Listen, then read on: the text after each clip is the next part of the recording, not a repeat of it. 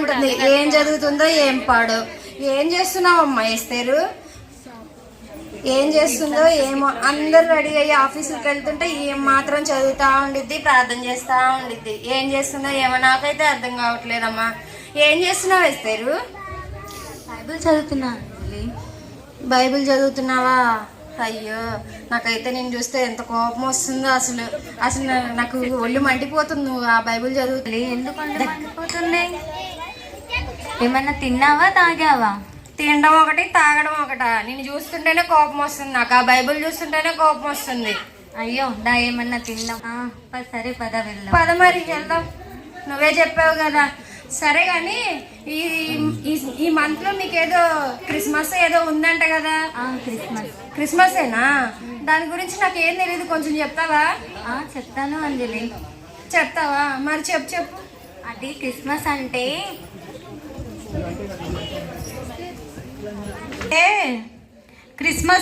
Shopping. Christmas అంటేనే shopping, discounts, అసలు shopping చేసుకోవచ్చు. నేనైతే సంగి క్రిస్మస్ టైంలోనే చేసుకుంటా. అబ్బబ్బా, అసలు వెళ్తుంటే అసలు షాపులకి ఒక్క డిజైన్ అనుకుంటాం కానీ అసలు ఎన్నెన్ని డిజైన్లు. అబ్బబ్బా, అసలు క్రిస్మస్ అంటేనే షాపింగ్. దానికి తగ్గ బ్యాంగిల్స్, జ్యువెలరీ, అబ్బబ్బా ఒకటా రెండా చెప్పచ్చు. అబ్బా ఎంత గ్రాండ్గా ఉంటుందంటే ఏవైనా మ్యాచింగ్ లేకపోతే అసలు దానికి ఆ శారీకి అసలు ఇదే ఉండదు. అలాంటిది అసలు క్రిస్మస్ టైంలోని ఇలాంటివా ఏంటి? క్రిస్మస్ అంటే షాపింగ్, కొత్త బట్టలేనా?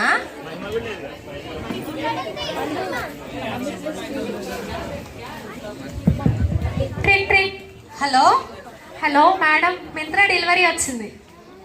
ఓకే ఓకే, ఓటీపీ చెప్పనా? 1219. Okay madam. అక్కడ పెట్టమంటారు, అక్కడ వాచ్మెన్ కి ఇచ్చేసాయి. Okay madam. అబ్బా, నీ షాపింగ్ నువ్వు కుమారన్న నీ తల చేస్తున్నాడో ఏమో.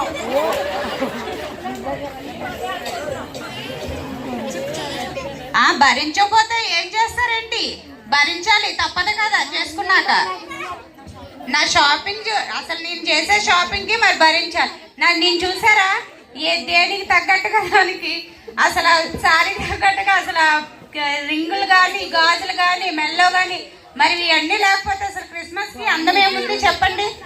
ఇవన్నీ పెట్టుకుంటేనే కదా ఆయనకి కూడా పేరు వచ్చేది.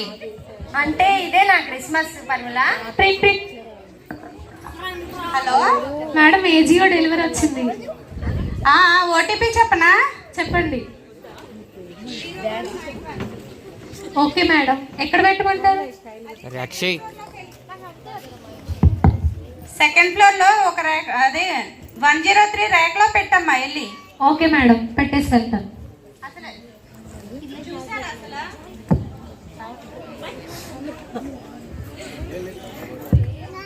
క్రిస్మస్ అంటే చూసారా అసలు షాపింగ్ చేయడానికే నాకు టైం సరిపోవట్లేదు అనిపిస్తుంది పరిమళ. ఈ మాత్రం ఉండాలి నువ్వు మరి. ఇదేనా క్రిస్మస్ అంటే? క్రిస్మస్ అంటే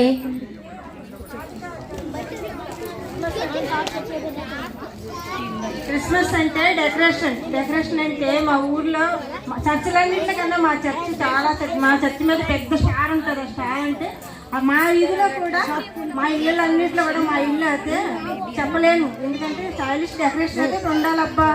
ఏమనుకుంటున్నారు? ఇంకా ఇంట్లోకి వెళ్ళాలంటే ఇల్లంతా దులుపుకోవాలి, పెయింటింగ్ చేయించాలి, సెల్ఫ్లు సర్దుకోవాలి, డెకరేషన్ చేసుకోవడానికి క్రిస్మస్ ట్రీ కూడా తెచ్చుకోవాలి.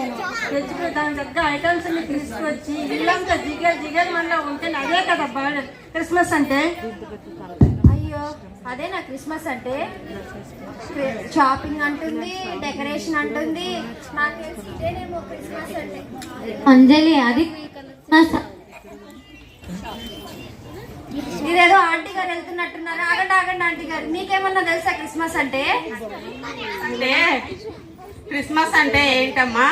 పాసలు, బూరలు, చకినాలు, జంతికలు అన్నీ వండుకుంటారంట. మా క్రిస్మస్ అంటే ఏంటంటే, క్రిస్మస్ అంటే అంజలి అసలైన క్రిస్మస్ అంటే ఏంటమ్మా? నాటుకోండి కోసుకొని, చిల్లిగారులు వండుకొని, హైదరాబాద్ బిర్యానీ తింటే ఉంటాది కదా మరి.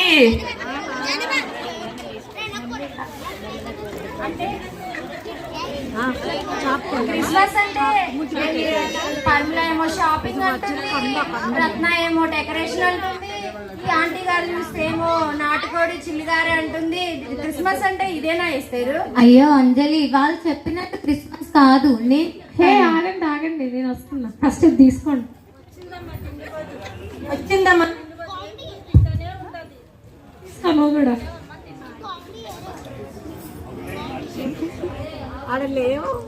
క్రిస్మస్ అంటే వీళ్ళు చెప్పినట్టు షాపింగ్, ఈమెలాగా ఇంటి డెకరేషన్, బిర్యానీలు వండుకొని తినడము, ఇదే కాదు డీజేలు పెట్టుకొని డ్యాన్స్లు వేస్తూ. అసలు క్రిస్మస్ రోజు మా ఇంటి పైన మా ఫ్రెండ్స్ని పిలుచుకొని ఫుల్గా డీజేలు పెట్టుకొని ఎగురుతాం. క్రిస్మస్ అన్న రోజు ఫుల్ ఎంజాయ్ చేస్తాం. అసలు క్రిస్మస్ అంటే గంతులు వేస్తూ ఫుల్గా చికెన్ బిర్యానీలు తినడమే.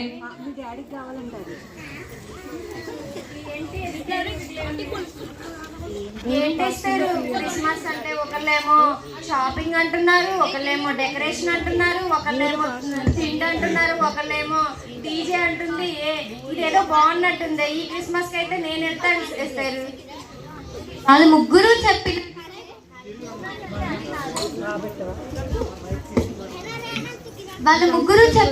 క్రిస్మస్ అంటే అది కాదు. ఒకళ్ళు చెప్పినట్టు స్టార్ పెట్టుకున్నంత మాత్రాన క్రిస్మస్ నిజమైన క్రిస్మస్ కాదు. పిండి వంటలు చేసుకుని డాన్స్లు వేస్తూ సాంగ్స్ పాడినంత మాత్రాన నిజమైన క్రిస్మస్ కాదు. నిజమైన క్రిస్మస్ ఏంటో నేను చెప్తాను, విను. మనం పాపాల నుండి ఎన్నో పాపాలు చేసి మనము ఎంతో పాపంలో బ్రతుకుచున్నాము. అలాంటి పాపాల నుండి మనల్ని విడిపించడానికి పరలోకం నుండి యేసు ప్రభు మన కొరకు భూలోకానికి వచ్చారు. ఆయన మన పాపాలను పోగొట్టి ఆయనే సత్యము మార్గమై ఉండి మనకి మార్గాన్ని చూపించడానికి పశువుల పాకలో ఆయన పడుకుని ఉన్నాడు. అసలు అదే ఆయనే పుట్టకపోయింటే ఈ రోజు మనము ఈ స్థితిలో ఉండేవారమే కాదేమో. అదే నిజమైన దేవుడు కృప అనుకుంటా. మనకి ఆయనకి జన్మనిచ్చేందుకు స్థలము కూడా లేక పశువుల పాకలో ఆయనకి మరియా జన్మనిచ్చింది. అయ్యో చూసారా, మనం వెళ్ళడానికి ఇష్టపడం పశువుల పాకలోకి.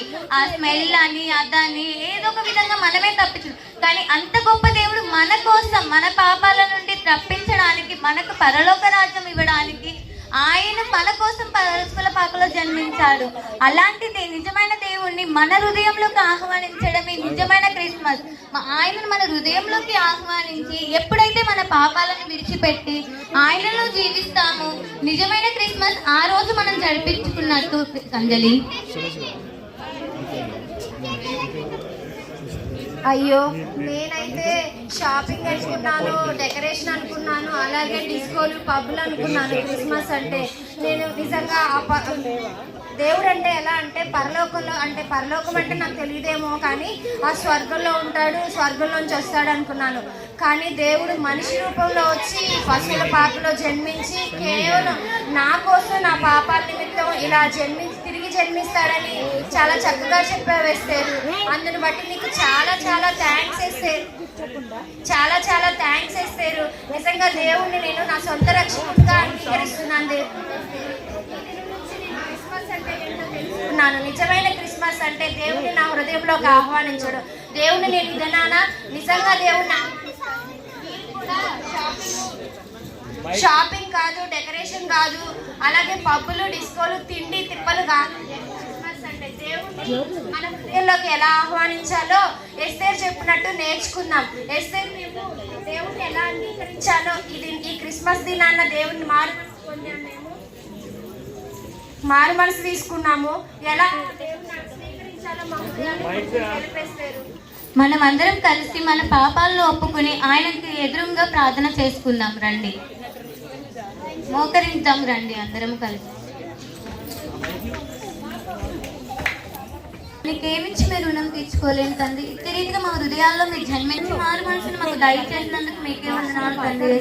నిజమైన క్రిస్మస్ అనేది మాకు తెలియజేసినందుకు నీకే వందనాలు చెల్లించుకున్నాం నా దేవా తండ్రి. నీకేమిచ్చి మీరు రుణం తీర్చుకోలేము. ఈ మా పాపాలను క్షమించి మీ విధంగా మనం స్వీకరించమని యేసుక్రీస్తునామమున అడిగి వేడుకుంటున్నాం తండ్రి. ఆమేన్.